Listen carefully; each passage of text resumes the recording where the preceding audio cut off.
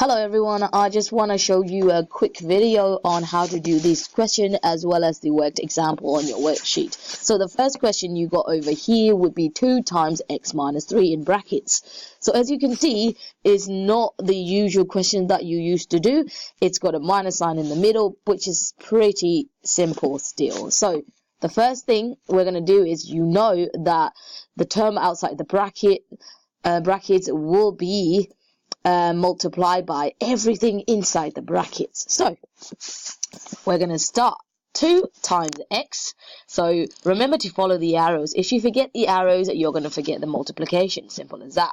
2 times x will be 2x. 2 times minus 3 will be minus 6. So your answer is 2x minus 6. Now the next question is 3 times y minus 2 in brackets. So we're doing the same thing here. 3 times y would be 3y, and 3 times minus 2 would be minus 6. So these are the two examples that I've given you on the worksheet as well. I would like you to pause the video right now. Then you're going to try the questions. You're going to try the questions from 3 to 10. Then continue watching the video. Right, here are another set of examples that I've given you on the worksheet. This looks the same, but the only different thing from the previous question is that you got a number in the beginning of the brackets. So we're going to do exactly the same thing.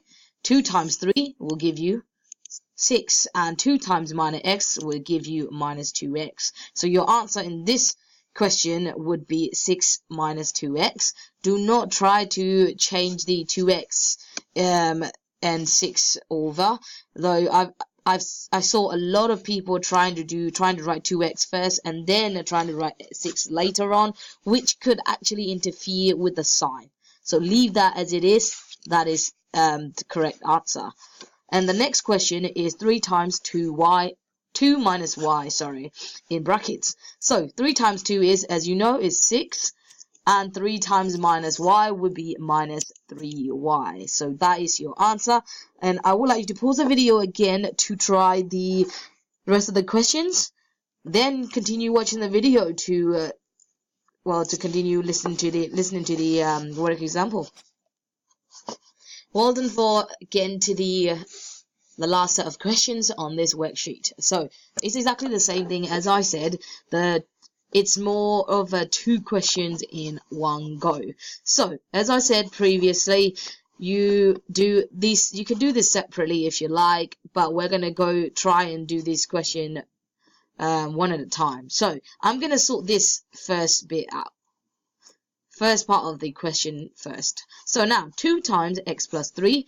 2 times x will be 2x. As you know, 2 times 3 would be 6. And then the second part of the question would be again 2 times x would be 2x, and 2 times 2 will be 4. Now here you have to collect the like terms, which is pretty important at this stage. If you do not do that, you will lose 1 mark for this question. So we're going to find the first thing that we are seeing is 2x. So we're going to look for any other x's over here. 2x plus 2x will give you 4x, right? As you can see that I'm putting those in circles. So you are trying to we're adding the circles together, and then we got numbers left. You cannot leave the numbers out in the answer, so you have to still add them. 6 add 4 would be 10. So your final answer is 4x plus 10. I would like you to pause the video, continue finishing the rest of the worksheets, and if you need any help, please don't hesitate to let me know. Good luck.